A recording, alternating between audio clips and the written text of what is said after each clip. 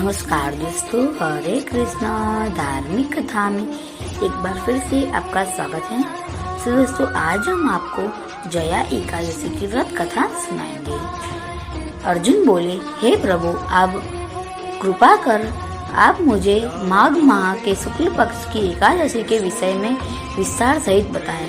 शुक्ल पक्ष की एकादशी में किस देवता की पूजा अर्चना करनी चाहिए तथा इस एकादशी के व्रत की क्या कथा है, उसके करने से क्या फल मिलता है, सो कहिए। श्री कृष्ण बोले, हे पार्थ, माघ मास के शुक्ल पक्ष की एकादशी को जया एकादशी कहते हैं। इस एकादशी के व्रत से मनुष्य भूत प्रेत पिशाच आदि की होने से छूट जाता है। अतः इस एकादशी के व्रत को विधि पूर्वक करना चाहिए। अब मैं तुम्हें जया एकादशी की व्रत की महिमा सुनाता हूँ, सो ध्यान पूर्वक सुनो। एक समय देवराज इंद्र नंदनवन में विहार कर रहे थे। चारों ओर उत्सव सा माहौल था। गंधर्व गायन कर रहे थे और गंधर्व कन्या नृत्य कर प्रस्तुत कर रही थी।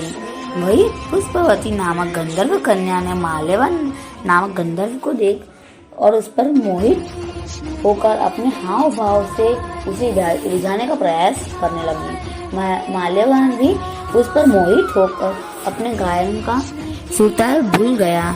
इससे संगीत की लय टूट गई और संगीत का सारा आनंद बिगड़ गया। सभा में उपस्थित देवों को यह बहुत बुरा लगा। यह देखकर देवराज इंद्र भी कुपित हो गए। संगीत एक पवित्र साधन है।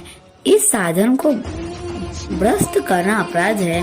अतः इंद्र क्रोधित हो उठे और उन्होंने पुष्पवती तथा माल्यवन को श्राप दिया। संगीत के साधन को अपवित्र करने वाले माल्यवन और पुष्पवती, तुमने देवी सरस्वती का अपमान किया है। अतः तुम्हें मृत्यु लोक में जाना होगा। गुरुजनों की सभा में असंयम और लज्जाजनक प्रदर्शन करके तुमने गुरुजनों का भी अपमान किया है। इसलिए इंद्रलोक के निवास के बदले अब तुम अधम पिशाच असंयमी का जीवन बिताओगे। इंद्र का श्राप सुनकर वे अत्यंत दुखी हुए और हिमालय पर पिशाच बनकर दुख पूर्वक जीवन व्यतीत करने लगे। उन्हें गंध रस स्पर्श आदि का कुछ ज्ञान नहीं था। वहीं उन्हें असहनीय दुख सहने पड़ते रहते थे। रात दिन में उन्हें एक क्षण भी निद्रा नहीं आती थी।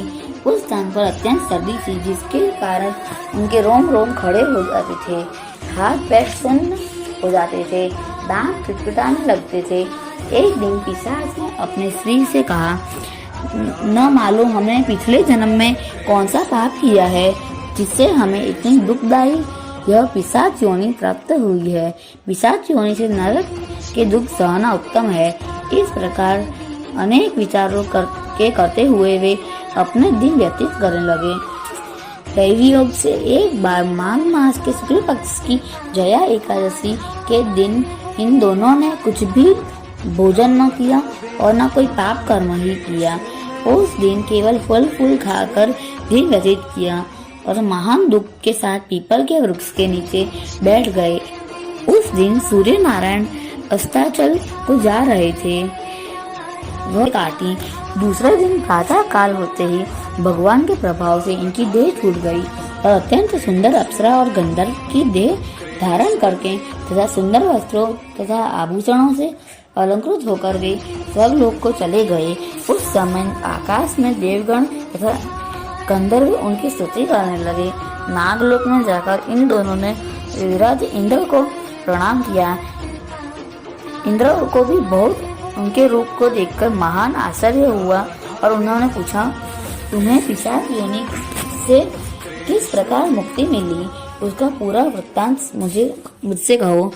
इस पर माल्यवन बोले, हे देवेंद्र, भगवान विष्णु के प्रभाव तथा जया एकादशी के व्रत के पुण्य से हमारी पिशाच योनि छूट गई है।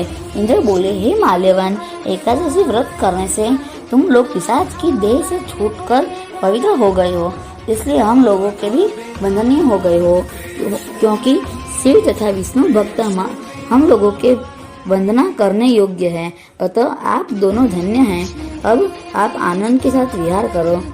हे कुंती पुत्र, इस जया एकादशी का व्रत करने से कुयोनि से मुक्ति मिल जाती है। जिसने भी यह एकादशी का व्रत कर लिया है उसने मानो सब तप यज्ञ दान आदि कर लिए हैं। जो मनुष्य भक्ति पूर्वक जया एकादशी व्रत करते हैं वे सहस्रों वर्ष तक स्वर्गलोक में निवास करते हैं। संगीत एक साधन है, एक विद्या है, इसमें पवित्रता आवश्यक है। फिर जिस सभा में अपने से बड़े गुरुजन आदि उपस्थित हो वहाँ प्राणी को संयम और मर्यादा बनाए रखना चाहिए ताकि गुरुजनों का सम्मान बना रहे। गुरुजनों का अपमान करने वाला घोर नरक भुगता है। तो ये थी कथा और कथा सार। जो मेरी वीडियो अच्छी लगे तो वीडियो को लाइक करें, शेयर करें, कमेंट करें और मेरे चैनल को सब्सक्राइब करके बेल आइकन को दबाना बिल्कुल ना भूलें।